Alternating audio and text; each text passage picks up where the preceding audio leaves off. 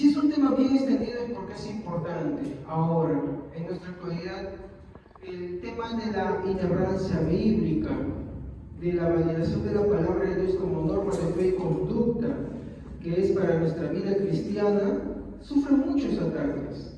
Y uno de los grandes ataques es las famosas ideas, ¿no?, que tienden a combatir contra ella, como por ejemplo, esta parte sí es inspirada de Dios y esta las escribieron los hombres. Bueno, mala noticia, todos escribieron los hombres, pero fueron hombres santos inspirados por Dios, como dice Pedro en su carta. Dos, las experiencias tienden a reemplazar la palabra de Dios, ¿no? Entonces tú te das cuenta que hoy en día, por ejemplo, hay campañas, hay servicios donde no hay predicación. Lo que hay es un hombre o una mujer dando un testimonio de 1 hora y a veces su primera, segunda, tercera parte. Y ha reemplazado la palabra de Dios. O, por ejemplo, vamos a ver, ¿no?, que ahora todas las experiencias empiezan a reemplazar, los sentimientos empiezan a reemplazar. Entonces, lo que yo siento se convierte en palabra de Dios y la Biblia se deja de lado, ¿no? Entonces, si yo siento es bíblico y si no siento no es bíblico, ¿no? Entonces, todas esas cosas son ataques contra una verdad fundamental que todos los cristianos debemos creer, y es la inerrancia y la autoridad de la palabra de Dios por encima de todo. ¿Me entienden? ¿No? Entonces, por eso que un lema de nosotros es la Escritura. ¿No? Creemos en la Escritura como norma máxima de fe y de conducta. No es que las demás cosas no importan, sino que todas se subordinan y ninguna va a estar por encima de la palabra de Dios. Todo lo que choque, se quiere igualar o anule la palabra de Dios, nosotros ponemos en primer lugar la palabra de Dios. Entonces, continuamos tratando el tema del orden dentro de la iglesia y básicamente centrada en el problema por el mal entendimiento del don del lenguaje o idioma. Así lo estoy hablando yo para que ustedes lo entendamos mejor, ¿ok? Entonces, voy a tratar en esta noche 3 puntos, ¿ya? Y el primer punto que quiero tratar es el valor de una predicación clara, ¿ok? El valor de una predicación clara. ¿Ya? Entonces, podemos dar, o como dije, podemos en nuestros días ver que existen un gran número de evangélicos que lejos de darle un lugar especial a la predicación, lo reducen a servicios llenos, es verdad, ¿no? Y yo sé que son hermanos, discúlpenme, ¿no? Son hermanitos, aman a Dios muchos de ellos, pero el problema está en los servicios. Y este es el enfoque de los versículos que vamos a tratar ahora. En servicios en los cuales tú habrás llegado y ves que danzas por aquí, danzas por allá, uno que da vueltas por acá, otro que salta por ahí, otro que empieza a hacer uno que otra cosa, ¿no? Lenguas, ¿no? Que supuestamente son del Espíritu Santo, ¿no? Y el problema está acá, que nosotros tenemos que tratar de ver acá cuál es lo más bíblico. Esa es la tarea que Dios nos ha dejado a todos nosotros. Miren, así como cuando, ¿se acuerdan que con Josué entra mucha gente? ¿Se acuerdan, no? Y quedaron pueblos paganos, ¿se acuerdan? Ellos no destruyeron a todos los pueblos paganos. ¿Y saben lo que dice Dios sobre eso? Dice que Dios permitió que esos pueblos quedaran para que los que vinieran después de Josué conocieran la batalla. ¿Por qué Dios permite las desviaciones? ¿Por qué Dios permite las diferencias? Porque Dios no nos quiere ociosos. Pero pastor, yo trabajo que, pues sí, es cierto, pero Dios no nos quiere ociosos en cuanto a la búsqueda de su verdad, a la búsqueda del conocimiento de Él, porque entre más lo conozcamos, mejor lo adoraremos, mejor le amaremos y mejor le serviremos. Entonces Dios no nos quiere estar ociosos, porque cuando estamos ociosos no tenemos frutos. ¿Entienden? ¿Cómo sabes que alguien empieza a conocer la verdad? Porque tiene frutos. Así de simple. ¿Ya? Entonces, el objetivo es demostrarles cómo el apóstol Pablo llama la atención a todos de estas conductas. Entonces, vamos a empezar por versículo 8. Perdón, sí, versículo 8, ¿ya? En el versículo 8 vamos a ver este puntito. Un sonido peligroso. ¿Quién puede leer el versículo 8? Amén. Y si la trompeta de guerra no suena bien, nadie va a alistarse para combatir. Ya. Es la versión palabra de Dios para todos, ¿no? Ya. Ahora, por favor, otras versiones para comparar. ¿Quién más puede leer? Amén. Si el toque de trompeta no es entendible, ¿cómo sabrán los soldados que se les llama a la batalla? Es incierto, no es entendible. ¿Se dan cuenta? ¿Y cuál es la figura que se está usando acá?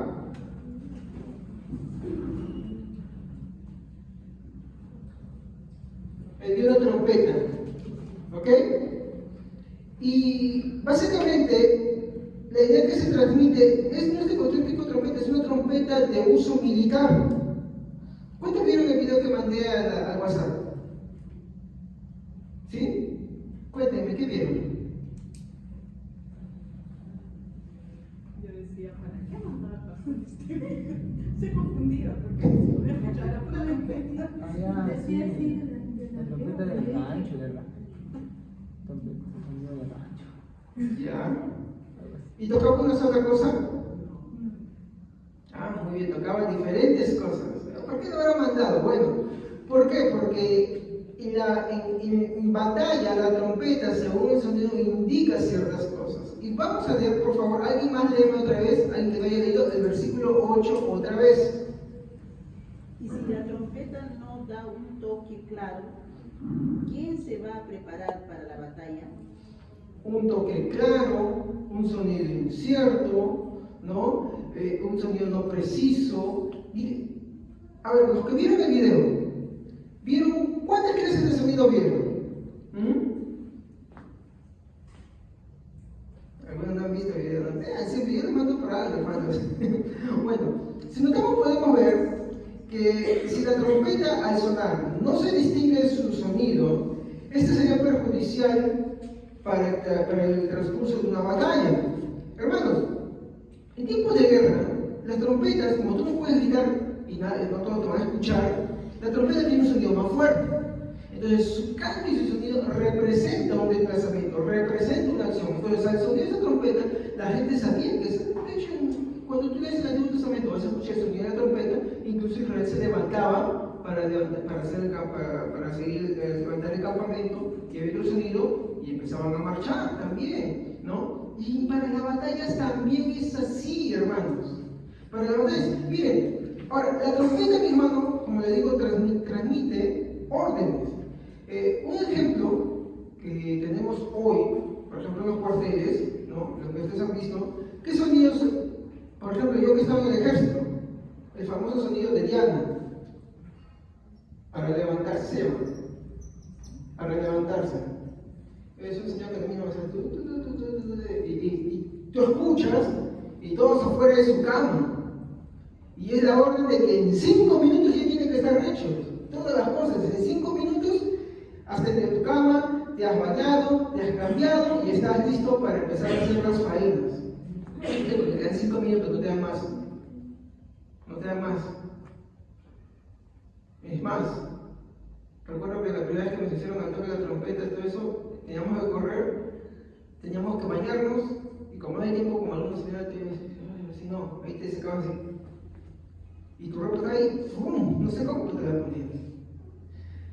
Ese sonido era para levantarse. El otro sonido muy esperado era el sonido del rancho. Rancho es el almuerzo, la comida, el desayuno, la cena, ¿no? Entonces, había un sonido y donde sea que estaba la gente, ya ¡pum! Corriendo ya, para formarse, para empezar a pasar para eso.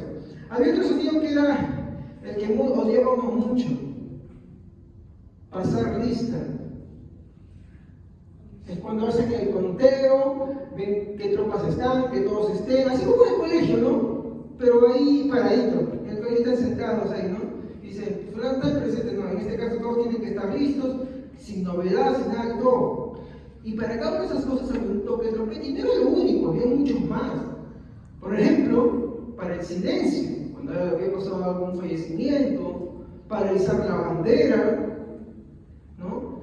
Y yo recuerdo que, por ejemplo, cuando yo ingresé al cuartel, siempre cogen a uno, porque tiene que haber un relevo, cogen a uno para que aprenda a tocar la trompeta. Y resulta que el que aprendía a tocar la trompeta cuando no sabía, pues la gente se quedaba extrañando, ¿no? Y agarraba y le caía el pobre. ¿Pero por qué? Porque es necesario que la tropa se acostumbre a escuchar. Entonces, imagínense eso en una vida cotidiana en cuartel sucede así, en el campo de batalla, cuando hay una guerra.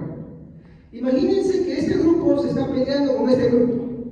Cada quien tiene su toque de trompeta y hay un inexperto que toca la trompeta y el sonido no lo escuchan bien de acá. Digamos que Gerson toca el sonido de avance, pero como él no se acuerda y él se ha olvidado o no se sabe la tonada, los que están ahí no le entienden. Y como no le entienden, ellos no saben si avanzar, si retroceder o si tomar alguna formación.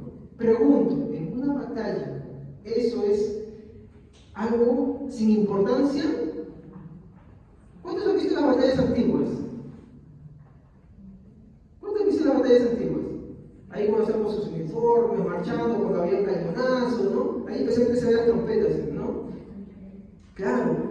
Imagínense un sonido que no puedan distinguir. Entonces, aunque este grupo menor, el otro termina perdiendo. ¿Y todo por culpa de quién? De una sola persona. ¿Se dan cuenta? Por eso, ahora lean el versículo 8. En una guerra, nadie podía distinguir el sonido de la trompeta que anuncia la batalla, ninguno se prepararía para combatir.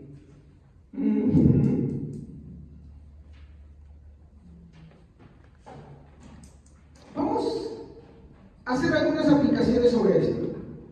Así como en una batalla, un sonido que no se distingue provocaría la destrucción, la confusión del ejército, así también un mensaje confuso, que no se entienda o que no se interpreta, termina en el fracaso de una congregación. Hermanos, el que una congregación vaya bien o mal no se mide por el número. No estoy diciendo que la cantidad no importe, ¿ya? Lo que estoy diciendo es que el éxito o que sea bíblico una iglesia no tiene que ver con la cantidad. ¿Estamos? Puede haber por ejemplo, Joel Austin o el predicador que menos sabe de la Biblia, predica en un coliseo gigantesco. ¿Verdad? Hay grandes herejes que predican en coaliciones gigantescos y están llenecitos. Y no por eso ellos están bien con Dios o predican bíblicamente. ¿Estamos? Pero una congregación, independientemente de su tamaño, independientemente de la doctrina, hermanos, si el mensaje no es claro, si el mensaje no es entendible, mi hermano, termina en el fracaso de esa congregación, no importando la cantidad de personas que en ella hay. ¿Y a qué nos referimos con el fracaso? ¿Qué es lo que Pablo está buscando en todos sus escritos con respecto a los corintios? Que ellos busquen expresar el amor por medio de ¿qué cosa? La edificación. Una iglesia que no puede ser edificada es una iglesia que ha fracasado. Me gustó mucho, estaba viendo con mi esposa el otro día una noticia que hablaba sobre Timothy Keller. Timothy Keller ya falleció, pero es un escritor que le recomiendo escritos muy buenos, como por ejemplo el Dios pródigo, es chiquito y es interesante e impactante para el corazón, te hace reflexionar sobre la fe. Habla sobre la parábola del hijo pródigo, pero él lo pone como el Dios pródigo, ¿ya? Él había hecho un anuncio que estaba dividiendo su iglesia. No que estaba fraccionándola para causar divisiones, no, sino que él estaba dividiendo su iglesia en 3 congregaciones porque decía, una iglesia grande impide que los creyentes sean trabajados, por lo tanto no hay para el futuro quienes puedan ser edificados para que sean líderes, pastores, que puedan llevar llevar la obra de Dios después de él. Entonces, por eso él dijo, no, una iglesia gigantesca de colisión no es saludable, no es buena, ¿no? ¿Por qué? Porque lo que Timothy Keller estaba buscando, y me gustó mucho, es, dice, lo importante para una iglesia es la edificación. ¿Me entienden? Entonces, este tema del toque de la trompeta, ¿en torno a qué lo está hablando? Al hablar en lenguas, ¿ok? Si alguien dentro de la iglesia habla en lenguas y nadie le entiende, es como aquel que troca un sonido incierto y el ejército no está listo para ir a la batalla. ¿Por qué? Porque no le entiende. Entonces, la llamada de Pablo está advirtiendo acá que si no hay claridad en el mensaje predicado, si no hay interpretación, si no hay entendimiento sobre el mensaje, esto conduce al fracaso de la iglesia. Así como un ejército, al no saber distinguir, al no poder distinguir el sonido que se está dando, también termina en su fracaso. Y en esos casos, en la antigüedad, las batallas terminaban ¿en qué? ¿En qué terminan las guerras? En muertes. Siempre terminan en muertes. Y es lo mismo que sucede en una iglesia. Vamos al punto 2 acá. Versículo 9, palabras al aire.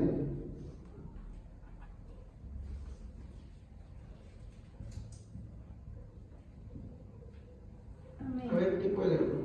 Así sucede con ustedes y hablan con palabras que no se pueden entender. Nadie va a saber lo que dijeron. Será como hablarle al viento. Esto es lo mismo, o bueno, esta es la respuesta que está dándonos al versículo 8, ¿no? Como dice así también vosotros, si por la lengua no dieres palabra bien comprensible, bien entendible, ¿cómo se entenderá lo que decís? Porque hablaréis al aire. Todo aquel que habla y sus palabras no son entendidas por la congregación, al hacerlo es infructuoso. No da frutos. ¿Por qué? Porque nadie puede ser edificado. Entonces, la razón acá, bueno, no porque nadie le entiende, ¿no? Y esto es como golpear al aire. Y Pablo ya ha hablado de esto. Veamos un ratito, 1 Corintios, capítulo 9, versículo 26. Amén. Así que yo de esta manera corro no como a la pintura, de esta manera peleo no como quien golpea al aire. Muy bien. Acá les quiero dar un ejemplo. Aprendí una vez de un señor que era boxeador, que él hablaba de las posiciones en el boxeo. Y él decía, un golpe tirado al aire cansa más que un golpe conectado en boxeo. Me dejo entender, un golpe conectado es un golpe que le dan a otra persona. ¿Estamos? ¿No? O sea, cumple su objetivo y gasta menos energía. Pero un golpe al aire desgasta toda la energía. ¿Estamos? Entonces, Pablo, ¿qué dice acá? Yo no golpeo al aire. Y acá el versículo 9 nos transmite la misma idea, ¿no? Perdón, el versículo 9, claro, del capítulo 14 nos transmite la misma idea. Dice, así también vosotros, si por la lengua no dieres palabra bien comprensible, ¿cómo se entenderá lo que decís? Porque hablaréis al aire. Si yo, por ejemplo, vengo acá con ustedes y les hablo en alemán, porque algunos miran, pues bueno, yo domino un poquito el inglés, pero si yo les hablo en alemán, ¿quién me entiende? Nadie. Y es como hablar al aire porque, por ejemplo, ahorita yo a quién le hablo. ¿A quién estoy hablando? ¿Por quién me estoy preocupando ahorita de transmitirle este mensaje? Por ustedes, la congregación. Pero si yo hablo en otro idioma, a ustedes no entender, no es como hablar al aire. ¿Alguna vez han hablado al aire? ¿Sí? ¿Alguna vez han hablado solo, como no hablando de nadie? Eso es hablar al aire. ¿Por qué? Porque nadie te entiende, nadie te escucha, nadie va a comprender lo que estás hablando. Bueno, ahí nadie te oye. En este caso, ¿no? La práctica de hablar lenguas, y sobre todo de las correctas, de hablar el don de idiomas, hermano, si nadie le entendía, es como hablar al aire. Por eso, como le tratamos la semana pasada, ¿no? Que ¿no? Las lenguas son, para la profecía es superior a las lenguas, a no ser que haya interpretación. Entonces, el punto aquí, hermanos, es que si eso es así como el don de lenguas, que al nadie entenderle es infructuoso, es como hablarle al aire, imagínense la glosolalia, que a veces es muy promovida en la iglesia. Imagínense. ¿Hay frutos? No. ¿Hay edificación? No. Porque es hablar al aire. Quiero hacer unas pequeñas aplicaciones sobre esto. La exhortación es que a la iglesia se le habla la palabra en su idioma natal, oriundo, no en otro idioma. ¿Estamos? El enfoque está, y acá quiero que me entiendan, el enfoque está en la preocupación que se debe tener por el oyente que necesita ser edificado. ¿Me comprenden? Muchos de estos movimientos que promueven las lenguas, el enfoque está en la persona para que hable, ¿sí o no? Pero acá Pablo no está poniendo ese enfoque, acá Pablo está poniendo su enfoque ¿en quién? O perdón, vamos a decir preocupación. ¿En quién? El oyente. A ver, hermanos, un ejemplo. Si por ejemplo tú tienes 3 hijos y uno tiene anemia, ¿qué haces con el anémico? Lo alimentas mejor, ¿sí o no? Sí, es cierto, lo alimentas mejor. ¿Y qué haces con el otro cuando mata de hambre? También te preocupas de su alimentación, por si acaso. Él está así, vamos a meterle un negocimiento, pero este también por si acaso.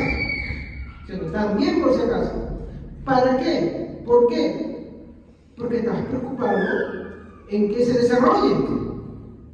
De la misma forma, la preocupación está enfocada en el oyente. ¿Me dejo entender? A ver. Como le dije, el enfoque está en la preocupación que se debe tener por el oyente que necesita ser edificado. ¿Para qué se edifica a alguien, hermanos? Por ejemplo, ¿por qué predico la palabra acá, a cada uno de ustedes? ¿Por qué les comparto la palabra? ¿Porque quiero simplemente hablar, decir que yo sé, o que leo algunas cositas, o mira que esto, como es? No, porque mi preocupación, hermanos, es que sean edificados. ¿Y cómo saber esa edificación? Es que los creyentes van a ir creciendo, van a ir siendo replicadores, van a ir madurando, van a ir, hermano, asumiendo cierta responsabilidad dentro de la iglesia, y no va a ser necesario estar empujándonos, haciéndoles recordar, sino que ellos van a ir marchando cada vez. Lo que es muy contrario muchas veces en esta iglesia. Empezamos algo, se les deja haciendo algo, y si no hay alguien que esté atrás, se va perdiendo la idea. Y eso, desde los más jóvenes hasta los más adultos, han caído en eso. ¿Y eso por qué sucede? Porque a la iglesia muchas veces le gusta más ser entretenida, hablar de lo que les gusta, que ser edificados. Otros de repente son oidores y son oidores olvidadizos. ¿Se dan cuenta? Entonces, un mensaje claro es importante para eso. ¿Por qué? Porque si el creyente no lo acepta, pues bueno, darle ciertas evidencias y después cada quien va a tener que rendir cuentas ante Dios. Si no, usted no le preocupa eso, hermano. O sea, muy independiente de repente que yo le caiga bien, yo le caiga mal, si le gusta lo que predico o no predico. Usted no le da temor el hecho de que usted va a tener que rendir cuentas a Dios. No sé, si es consciente que tengo que rendir cuentas a Dios. Pero acá mi pregunta es con usted. ¿Usted no se ha puesto a pensar eso? Sabemos que los creyentes verdaderos, cuando estén ante el tribunal de Cristo, no van a ser condenados. Es cierto, algunas cosas que también hemos hecho saldrán ahí, y algunos hermanos que han edificado con oro y con piedras preciosas, ahí se verá su obra. Otros con madera, cuando pasen por el fuego, quedarán carboncito. Entonces, porque queda algo. Y lo que es con hoja y con hojarasca, pues la cenicita, algo quedó, ¿no? Como que hablando que las cabezas hacemos según lo que vamos haciendo vaqueando. Pues dice, no, el justo con dificultades se salvará, así como por fuego, oliendo a quemadito. Entonces, ¿dónde irá para limpiar el pecador? Y ya solo de referencia, no solamente que se afuera, dentro de la iglesia hay muchos impíos y pecadores. porque no tienen esmero, porque rechazan la edificación y no quieren la edificación. ¿Por qué? Porque no quieren que nada más los moleste, los redarguye, quieren estar conformes y tranquilos. Pero hermano, hermana querida, tengo una noticia que darle: el Evangelio no es para eso. Cristo no nos llamó a nosotros para que, como la mala práctica, yo me entregué al Señor y ya está, yo soy salvo. No, no, no. Él te llamó. Y si tú verdaderamente te ha llamado ¿para qué? Para hacerte conforme a la estatura de la imagen de su Hijo Jesucristo. Y esos son zapatos bien grandes que tenemos que calzar. Entonces la pregunta acá es: ¿pero cómo será edificada si no comprende la palabra del mensaje de Dios? ¿Cómo una iglesia va a ser edificada? ¿Cómo una iglesia va a ser reconocida? Por ejemplo, un ejemplo de edificación, hermanos, tenemos que comprender bien la doctrina de Cristo, porque tenemos que comprender la doctrina de Cristo para ser buenos evangelistas. ¿Por qué? Porque en este mundo hay muchas herejías en cuanto a Jesucristo. Por ejemplo, por ahí dicen que Jesucristo es un ángel. Por ahí dicen que Jesucristo es un ser creado. Hermano, ¿saben ustedes que saber quién es Jesucristo influencia mucho en el tipo en si eres salvo o no eres salvo? Eso sí no es algo discutible, ¿eh? Eso sí, pero eso es algo indiscutible. Todo aquel que no sepa quién es Cristo no va a ser salvo. Para yo ser salvo, el mensaje del Evangelio es claro: no solamente que Cristo es mi Salvador, sino que Él es mi Dios, Él es mi Señor. Creer que Cristo es un ser creado, creer que Cristo es un ángel, eso es un ídolo. Y eso no salva. Así que eso, hermano, por favor, no se negocia. Bueno, iríamos más a fondo para ser edificados, pero bueno. ¿No? Hay muchas cosas que hablar, pero no me alcanzaré el tiempo, ¿no? Entonces, la iglesia no debe buscar las experiencias que promuevan, que muchas veces se promueven en ciertos círculos carismáticos con su sobreénfasis en hablar en lenguas. No, hermano, la iglesia no debe buscar eso. Hermano, como yo siempre les he testificado, yo hacía eso. Es cierto, porque me sentía muy bien yo mismo. Yo me sentía muy bien, me sentía muy espiritual, pero la gran sorpresa y la triste sorpresa es que eso la Biblia no lo dice. La Biblia dice que el amor no busca lo suyo, porque no es egoísta. Más bien el amor edifica. Y que Dios no dio unas cosas, o que Dios no hizo que todos habláramos de él. Dice, mismo Pablo dice también en esta carta, en el capítulo 14, no, el capítulo 12, ¿son todos obradores de milagro? ¿Hablan todas lenguas? ¿Son todos sanadores? ¿Son todos maestros? ¿Son todos apóstoles? ¿Son todos profetas?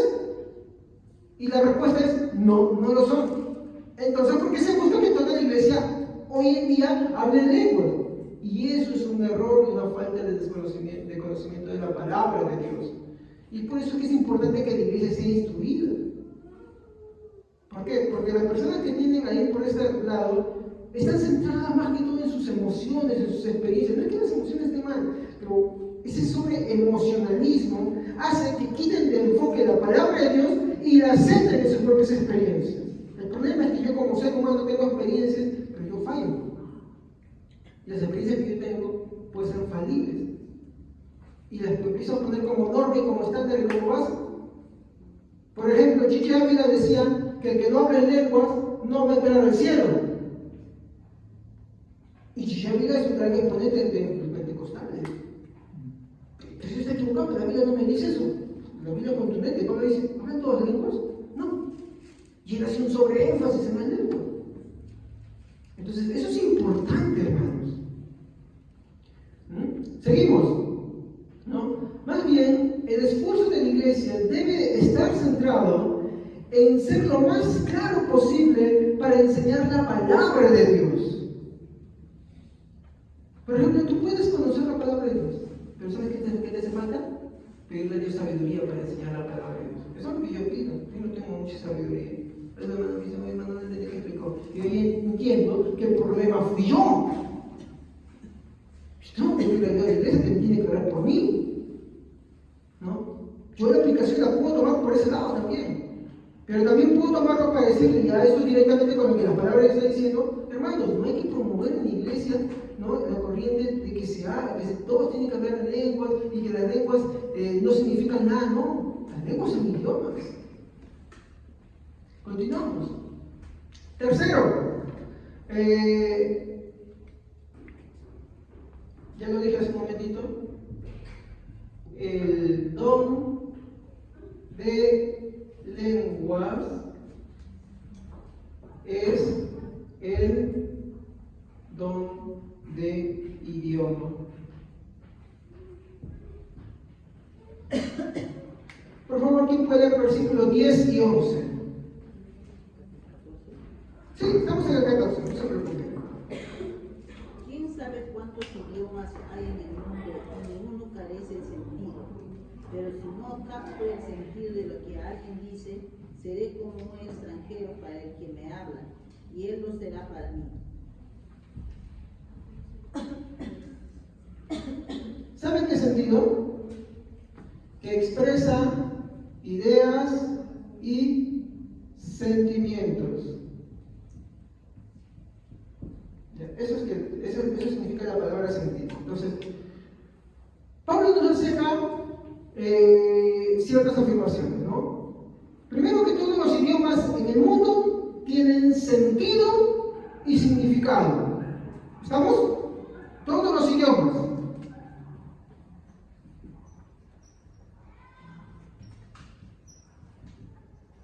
Todos los idiomas tienen sentido, significado. Entonces, esa idea que te promueven ahí, enreda la lengua, déjame que se te enrede, ¿no? Y empiezan, ay, ven, ¿está mal la lengua? Está mal, porque este versículo lo dice. O simplemente empiezan a hablar palabras que repiten sílabas, consonantes, pero que no significan nada. Ahí está. ¿No? Yo la vez pasada les he dicho, ustedes lo pueden ver en YouTube, está eso, ¿no? Cuando el famoso avivamiento de la calle Jesús empezó, los que estaban ahí, y los hermanos que estaban ahí, ellos creían que realmente eran don de idiomas y se fueron a predicar. Pero cuando se fueron a predicar, la gran sorpresa es que los que lo oían no lo entendían y se tuvieron que regresar. Entonces de ahí se inventaron de que no era otro tipo de lengua, pero es que eso nunca habían creído en la iglesia, nunca se había creído. Eso apareció recientemente ahí, pues antes no. Habrá aparecido algún otro grupo, pero siempre, disculpen hermano, siempre fue catalogado como una herejía, ¿no? Por esa forma de práctica. Pero eso se lo puede investigar, vayan a YouTube un ratito, ¿no? Pongan ahí origen y crítica sobre la calle Azusa y van a encontrar toda la historia, completita. Ahora hay completita la historia, no de una fuente, de muchas fuentes, completita, ¿no? Y ustedes van a ver ahí todo ese trasfondo. Y es bueno que ustedes investiguen, es bueno que crezcan en eso, ¿ok? Porque hay que saber bien lo que uno cree, lo que uno acepta. Entonces, lo primero que nos dice es que todos los idiomas en el mundo tienen sentido y tienen significado. Ninguno carece de contenido. ¿Ya? Esto es lo que quiero que tengan importancia. Tienen contenido. Por ejemplo, el contenido de lo que yo les estoy hablando es mi exposición sobre 1 Corintios 14, del versículo 8 al 13. Yo sigo una dilación, hay un contenido. Yo no agarro y digo bla, bla, bla, bla, y mezclo otras palabras y ninguno me entiende. No hago eso, porque mis palabras tienen contenido y tienen significado, expresan ideas, expresan sentimientos. ¿Ok? Entonces, a ver por favor un hermano que me dé el versículo 10.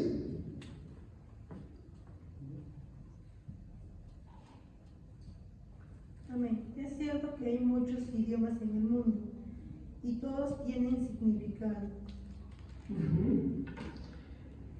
Ninguno carece de contenido, ¿no? Con esto el apóstol Pablo aclara a los corintios que porque también estaba presente, la glosolalia es falsa y no es el don de lenguas.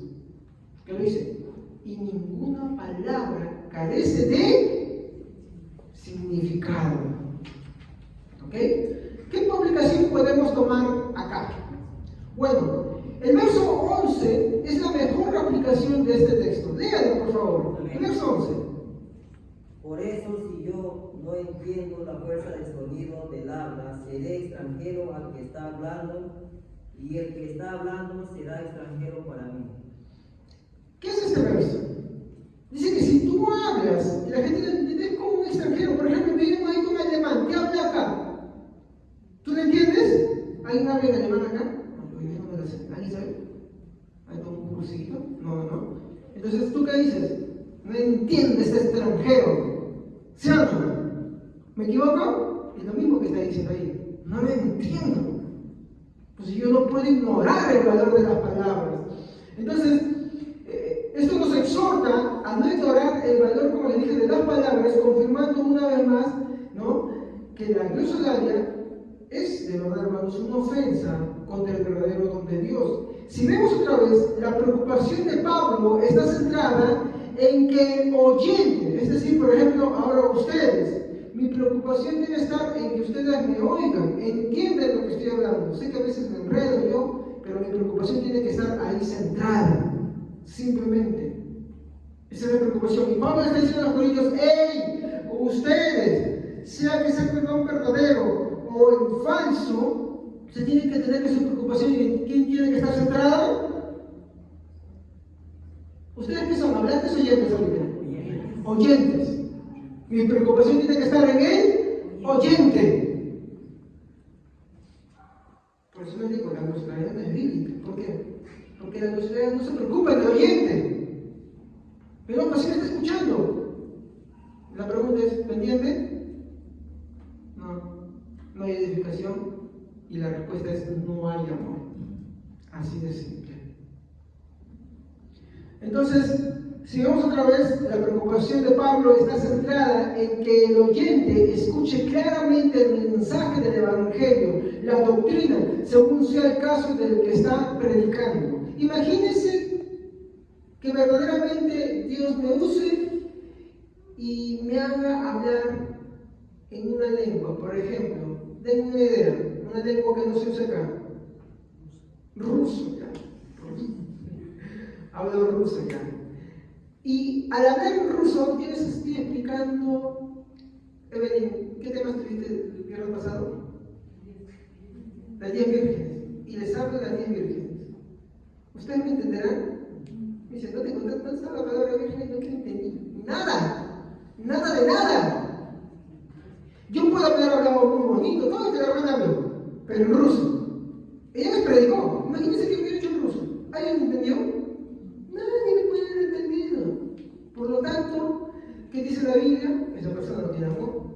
Bueno, es un ejemplo, hermano, no te muestres conmigo. ¿Ya? Esa persona no tiene amor. Uno, los que están ahí de oyentes no le entienden nada. Se dan cuenta el enfoque que va teniendo. Entonces, ¿no? Si vemos, como les dije otra vez, la preocupación de Pablo está centrada en que el oyente escuche claramente el mensaje del Evangelio, la doctrina, según sea el caso del que se está predicando en este momento, ¿no? Puede ser muy buen el mensaje, puede ser, hermano, con mucha doctrina, mucha exhortación, mucha claridad de la palabra, mucho conocimiento y todo, pero al no poder la iglesia entenderlo, no sirve. ¿Por qué? Porque nadie lo entiende, nadie lo comprende. Es aquí donde quiero ir a un segundo punto, ordenando nuestras metas. Porque sí, hermanos, dado el trasfondo que todos tenemos, porque sí, todos tenemos, hay que aprender ahora bíblicamente a tener orden en las metas. Casi la mayoría, empezando por mi persona, yo no sé si usted, pero voy a hablar en mi caso, a mí se me enseñó que cuando tú eres creyente, lo que tú tienes que buscar es la segunda bendición, la segunda experiencia. ¿Qué quiere decir? Que no, mira, ¿sabes qué? Cuando tienes que buscar, se llena el Espíritu Santo, y cuando tú lees por medio del Espíritu Santo, la señal va a ser el hablar en lenguas. Es lo mismo que vemos acá prácticamente en Corintios. Un sobreénfasis, una preocupación desmedida, pero que al final es una falta de amor total. Entonces, Ese sobreénfasis, mi hermano, está equivocado. Entonces, ¿Pablo qué hace? Pone orden a eso. Entonces, por ejemplo, no sé, acá cuando se van a meter en un contexto así como mío, ¿ya? Hay que ahora bíblicamente aprender a ordenar esto. Y ese orden que te ponen de buscar las segundas experiencias y de hablar en lenguas es un orden equivocado y no es bíblico. Porque la Biblia no te manda a buscar segundas experiencias, nos manda a que, o no te dice que la evidencia de haber seguido el Espíritu Santo es hablar en lenguas. No, la evidencia del Espíritu Santo es una vía de obediencia y santificación. ¿Quiere ver un hermano que llena del Espíritu Santo que ha nacido nuevo? Es un hermano obediente, bíblico y que busca la santificación. Ese es un hermano. Si no lees Efesios 5. Ese es un hermano lleno del Espíritu Santo, en el cual en su vida abunda la palabra de Dios. Y de esos versos vamos a tener un montón, mi hermano, que lo hagan. ¿No? Entonces, aquí tenemos que aprender a ordenar nuestras metas. En primer lugar, anhelando lo correcto. Versículo 12 al 13, por favor. Amén. Así también vosotros, pues, que anheléis dones espirituales, procurad abundar en ellos para edificación de la iglesia. Muy bien. Así que vosotros que anheláis los dones espirituales, procurad abundar en los que edifican la iglesia. Y acá hay una sorpresita que me dio hoy día. Los corintios, como les dije, tenían, como bien ya sabemos, el deseo desmedido y egoísta por el don de lenguas, ¿verdad? Sí, ¿no? Y esto es igual a muchas iglesias que hoy en día viven lo mismo. Pero más que si leyeran el libro de Corintios se darían cuenta de que no es así. ¿Ya? Ahora, cuando entre medios estaban tan afanados, díganme si hoy no es así. Yo vivía afanado, hermanos. ¿Cuánto hablaré en lenguas para que me den un cargo? ¿O no he escuchado alguna que dice que el que habla en lenguas está superior a los demás? Pues, no es la Biblia que diga que el que habla en lenguas es superior a los demás. La Biblia dice que el que profetiza es superior al Señor. Esa es la diferencia, se dan cuenta, pero no, hay bien preocupado por eso. Incluso un tiempo llegué a escuchar hasta para que te cases.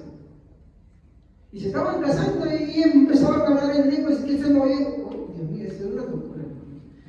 Yo no voy a ver eso en la Biblia. Yo nunca voy a ver eso en la Biblia, discúlpenme. Como dije, estaban tan afanados y desesperados, olvidando quién los da y para qué los da. Pregunta, hermanos, ¿quién da los dones del Espíritu Santo? ¿Y dónde dice?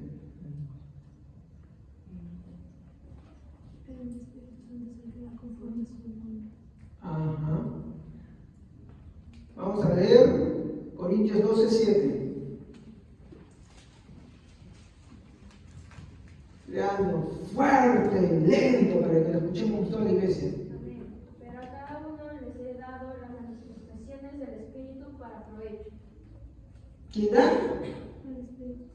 ¿Y para qué? Lo da el Espíritu. ¿Ya? ¿Y para qué? ¿Para provecho propio? ¿Provecho de quién? De la iglesia. Entonces, ¿qué nos dice el versículo acá 12 del capítulo 14? Ya que anheláis los dones. Lo mismo ocurre con ustedes, ya que están tan deseosos de tener las capacidades especiales que da el Espíritu, procuren las que fortalecen a toda la iglesia. Ajá. Entonces, ya muy bien. Ustedes, ustedes están olvidando que es el Espíritu Santo que da, que reparte quien quiere, como Él quiere, porque eso lo hemos leído, ¿cierto? ¿No? Ya lo hemos estudiado. Él da como a quien quiere, como quiere, pero ya que ustedes están afanosos, ¿por qué no piden? los que edifican la iglesia. ¿Saben lo que está diciendo Pablo en esto, hermanos? Está diciendo básicamente esto: el don de lenguas no edifica la iglesia. Si hablamos del verdadero don de lenguas, el don de idiomas no edifica la iglesia. La semana pasada hemos visto haciendo eso, ¿no? ¿Qué es lo que edifica la iglesia? La profecía. Cuando tú agarras la Biblia, lees bíblicamente, cita lo que la palabra estás hablando, ¿no? En lugar de Dios, estás hablando de la palabra de Dios. Esa profecía edifica la iglesia. El que habla en lengua no edifica la iglesia. ¿Y por qué no edifica la iglesia?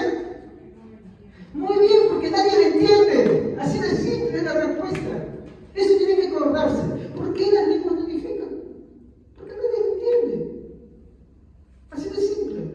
Y si eso se refiere al verdadero don de lenguas, imagínense que el glosolario quedó al fondo. Entonces, el don de lenguas no edifica.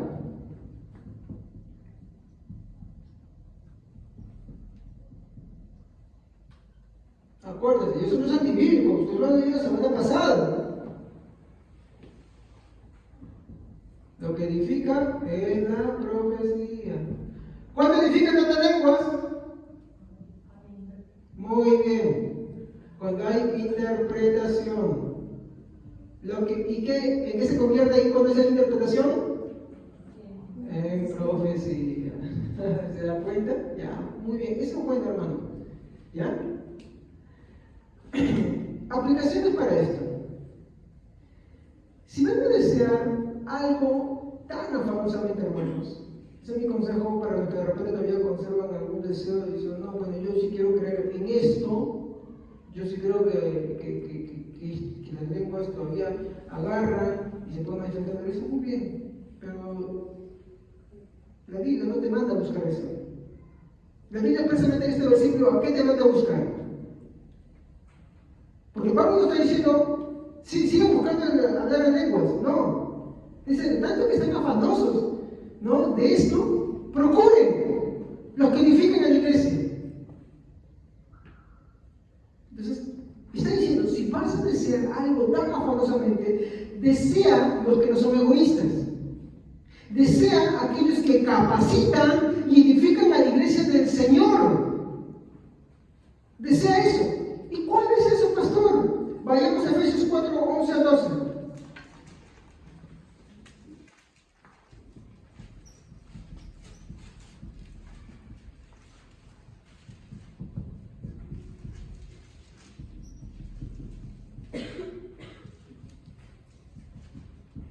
Amén. 11, Efesios 4, 11. Sí. Y Efesios 4, 11 al 12. Y él mismo constituyó a unos apóstoles, a otros profetas, a otros evangelistas y a otros pastores y maestros, a fin de perfeccionar a los santos para la obra del ministerio, para la edificación del cuerpo de Cristo. Miren, ¿qué necesita esta iglesia para ser edificada? Miren, ¿saben la expresión que dice? No dice pastores, dice apóstoles, profetas, pastores, como maestros, dice pastores y maestros. El pastor tiene que ser un maestro. ¿Saben lo que está pidiendo acá? La Biblia dice que el mismo constituyó. Es el Señor, lo mismo que hemos leído del Espíritu Santo. Él es el que da y el que reparte. Hermano, la exhortación acá es: si tanto anhelamos las cosas, tú no pidas donde lenguas. ¿Por qué? Uno, no es necesario hoy en día. Porque hay traductores. Agarras tu celular, traduces. Vas a un sitio que habla en otro idioma, hay un traductor. Por eso ya no está necesario, ya. No es, prácticamente ya no es necesario. Pero ¿qué es necesario dentro de la iglesia? Señor, quiero ver las lenguas y para sentirme. No. ¿Qué es necesario en la iglesia? ¿Sabe qué es necesario en la iglesia? Que haya jóvenes que sepan muy bien la palabra, muy instruidos, que le puedan predicar a jóvenes. Que haya hermanas mayores que sepan muy bien la palabra y que le puedan instruir a nosotros con vehemencia, con valor y muy bíblicamente. Así muy bien como jovencitos. No que anden buscando enamoradito, enamoradita, cuando ni siquiera tienen edad. ¿Entienden? Yo no estoy en cuenta que se me mueren, pero yo sí, lo que yo digo es, hermano, hay un tiempo para todo. Y en el mundo tampoco se usa. No quiero predicar como quiere tomar el pasaje de que no hay otras mujeres acá en Israel que tienes que irte a mirar a un filisteo o una filistea, por favor. ¿Por qué necesitamos eso? ¿Por qué necesitamos los dones que edifican dentro de la iglesia? Porque ellos, mi hermano, le dan claridad a los hermanos. Porque ellos capacitan a los hermanos. Porque ellos los edifican en el conocimiento de la palabra, les ayuda a ser bíblicos, que es lo que más carecen. Si no queremos nuestra iglesia, ¿por qué suceden las cosas que suceden? Porque hay algunos que no tienen la palabra de Dios. Porque yo puedo estar predicando y algunos de repente están pensando en otra cosa. De repente hay alguien que se está arreglando el cabello. De repente hay alguien que está jugando no sé qué cosa con las manos, enredándose. De repente hay alguien acá que no tiene la palabra de Dios y se está durmiendo. De repente hay alguien acá que dice, no, estás aburrido, ¿sabes qué? No me interesa. De repente hay alguien acá que dijo, ¿sabes qué? Aquí la termino porque tengo un plan que hacer después de esto.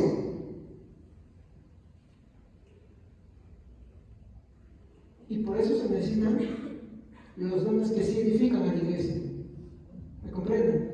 Es triste que termine el servicio, y es una aplicación más, y en sus casas no hay quien les edifique. No hay quien les hable. No hay quien los instruya. Entonces, ¿qué tenemos que hacer? Pedir a Dios los dones que sí edifican. Y tenemos conocimiento, sabiduría.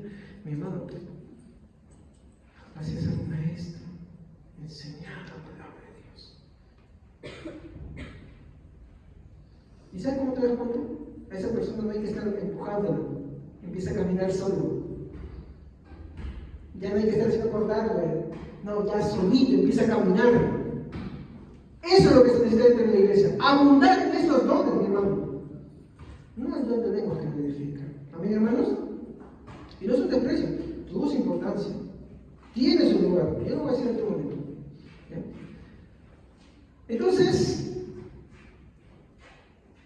si se desea, mi hermano, tan afanosamente, hay que desear los dones que capacitan y edifican a la iglesia, como dice Efesios 4, 11 al 12.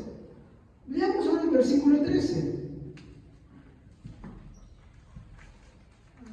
Hasta que todos lleguemos a la unidad de la fe y del pleno conocimiento del Hijo de Dios, a la condición de un hombre maduro, a la medida de la edad de la plenitud de Cristo. Hermana, disculpe, me equivoqué. Estamos en el texto. Miren, esa es la meta, pero ahora vayamos a 14.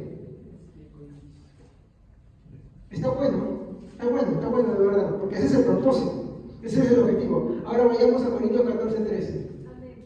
Por lo cual, el que hable en lengua extraña, pida en oración poder interpretarla. ¿Cuál es el consejo? O perdón, no es un consejo, es un mandato. ¿Cuál es el mandato ahí? El que hable en un idioma desconocido para la iglesia, le está diciendo aquel que tiene el don, verdaderamente tiene el don, pide en oración poder interpretarlo. ¿Para qué? Para que hable a la iglesia, para que edifique a la iglesia. Lo importante, mi hermano, acá, yo quiero que entiendan esto, lo que está diciendo acá no es el ejercicio del don de lenguas, sino su objetivo. A ver, hoy en día tenemos un gran error, ¿ya? Hoy ponen al don de lenguas como un ejercicio importante, ¿sí o no? Pero ¿qué dice Pablo? Pablo no está diciendo acá que el ejercicio del don de lenguas es importante. No es importante el ejercicio, sino su objetivo. Pregunto, hermanos, para toda la iglesia, para finalizar, ¿cuál era el objetivo del don de lenguas?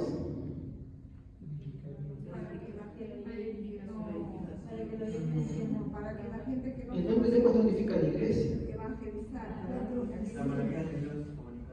Transmitir el mensaje del Evangelio, las maravillas de Dios en otro idioma a gente que de habla distinta o desconocida por el hablante. Por ejemplo, yo no sé hablar inglés, ¿me entienden? Y si yo voy a hablar de lengua, mi hermano, y yo me permitiera hablar el inglés, ¿para quién necesita ese lenguaje? ¿Para ustedes o para estadounidenses? Para estadounidenses. Digamos que acá, si yo me diera el don de lenguas de hablar en quechua, ¿quién me entiende acá? La hermana Julia tiene otra lengua. Eso aprendió. Tiene que ser no aprendido, no adquirido, pero que sea verdadero. Él nació con eso, ya es bilingüe. ¿Ya? Entonces, su objetivo, mi hermano, como lo vemos en Pentecostés, como hemos visto en los otros textos de Efesios, o cuando Pedro va, mi hermano, a la casa de Cornelio, es, mi hermano, hablar de las maravillas de Dios en otro idioma a gente que tiene otra habla, otra lengua, que nos pueden entender, en los cuales hay un receptor que sí entiende. Ese era su objetivo, no el ejercicio. Hoy en día vemos que hay un descontrol sobre el ejercicio y hay iglesias en las cuales se promueve demasiado, y eso no es bíblico, porque Pablo no lo está diciendo. Si no, hermanitos queridos, yo les voy a preguntar algo. ¿A usted alguna vez que ha estado en una iglesia carismática, pentecostal, que se ha dedicado a estudiar el capítulo 14 a profundidad? Y la verdad es que no. Muy poco énfasis, ¿por qué? Porque es muy chocante. Son temas no tocados. Más se centra en el capítulo 12, del versículo 8, ¿no? Hablamos sobre los dones, ¿no? Algunos ejemplos del Antiguo Testamento, otros del Nuevo Testamento, para mostrar simplemente, pero en el orden no te lo dicen. Entonces, como les digo, ¿no? Su objetivo era transmitir el mensaje del Evangelio en otro idioma a gente de habla distinta o desconocida por el hablante. Entonces, mi exhortación acá, final para la iglesia, es que estamos llamados a desterrar, hermanos, porque el problema de esta práctica y el problema de la práctica de la iglesia de Corintios es el egoísmo. ¿Estamos? El querer tener ese énfasis. Yo me acuerdo que la raíz de todo esto era el egoísmo. Mostrar que yo tengo esto ahora, o que ya me igualé a alguien más porque me sentí inferior. Y hermano, acá ninguno es menos que otro. ¿Estamos? Todos somos hermanos en Cristo. Entonces, estamos llamados a desterrar todo egoísmo y todas miras de grandeza. Porque ese es el otro objetivo. Si yo me lengua, entonces soy superior, entonces yo me voy a hacer diácono, porque por ejemplo, en mi iglesia me acuerdo que los que hablan de lenguas, ya diácono. Y no más mujeres, que tienen que ser más hombres. Así eran. Pero los que hablan de lenguas. ¿Por qué? Porque recibieron la promesa. Ese era el móvil. Y para estudiar el instituto bíblico tú tienes que hablar en lenguas. Y desesperado, hablar en lenguas. Hasta el domingo, y testimonio, el domingo justo en lengua y el lunes ya pude estudiar. Entonces, esas cosas son reales, hermanos. Son reales y las vas a ver siempre ahí en esos movimientos, pero la verdad es que no son bíblicas. Entonces, la exhortación, mi hermano, yo quiero que usted lo juzgue esto con la palabra de Dios, así como Dios lo ha fundamentado, hermanos, es que estamos exhortados y llamados a desterrar todo egoísmo. ¿Es verdad o no? Sí, porque la Biblia dice el amor no es egoísta. El cristiano no busca lo suyo, sino busca la edificación de la iglesia. Los dones son para la edificación de la iglesia. Es para eso. Entonces, tampoco son miras de grandeza, mira que yo crezco, mira que yo hablo, mira que yo esto. No, no es el objetivo, no es. Sino más bien edificar a nuestros hermanos. El que crece está llamado a levantar a otros. ¿Entienden? Esa forma funciona. Es como aquel que es cieguito y alguien se ve, ¿qué hace? Lo apoya y va con él. Es un lazarillo para que pueda ver, para que no se accidente. Lo ayuda, lo apoya, lo edifica, lo hace crecer, lo capacita. Así funciona, ¿no? Más bien estas señales de buscar la edificación de todos los hermanos son indicios de alguien regenerado, porque ama a sus hermanos en Cristo. Todo aquel que ama a su hermano, mi hermano, lo ama porque Dios también le ha mostrado su amor. ¿Ok? Entonces, más bien buscar de forma egoísta, mi hermano, implica, mi hermano, otra cosa contraria y muy mala.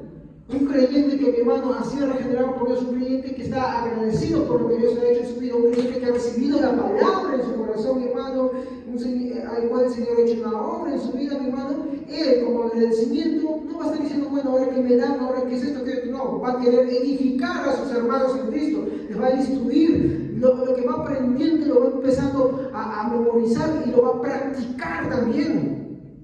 Y ahí hay un gran trabajo. Porque todos tenemos raíces de egoísmo, ¿o no? ¿Sí o no? Siempre queremos lo nuestro, siempre queremos que algo nos favorezca, siempre queremos algo sacar en ventaja, siempre tenemos aires de que nos reconozcan o que me den, o no sé. Y no, la vida integral es dar que recibir. Esa es la exhortación. Entonces, finalmente, no tener interés en edificar la iglesia, no tener interés en ser un instrumento para edificación de la iglesia, refleja nuestra verdadera condición deplorable ante Dios. Mi invitación en esta noche es a que analices, reflexiones. ¿Tienes interés en ser de edificación para la iglesia? ¿En construir para la iglesia, para el cuerpo de Cristo, para la obra del Señor? Para que tu vida cada vez se vaya reflejando más Cristo ante todos los que te conocen, en tu familia, ¿no? En tu trabajo. ¿O te olvidas que eres cristiano y solamente te acuerdas cuando vas a venir a la iglesia? Eso refleja tu verdadera condición. Pero de repente puede ser que tú digas, sí, yo creo en el Señor Jesucristo, pero veo que estas cosas me faltan, entonces yo te invito en esta noche a que le digas al Señor, Señor, sé propicio por mí que soy pecador, Señor, ayúdame, tengo estas fallas, cámbiame, quiero agradarte, Señor, dame mi corazón es perverso, cámbialo, Señor, ayúdame día a día, renuévame, te necesito todos los días de mi vida. Amén, hermanos. Vamos a ponernos de pie, vamos a dar gracias al Señor. Señor Jesús, gracias por tu palabra.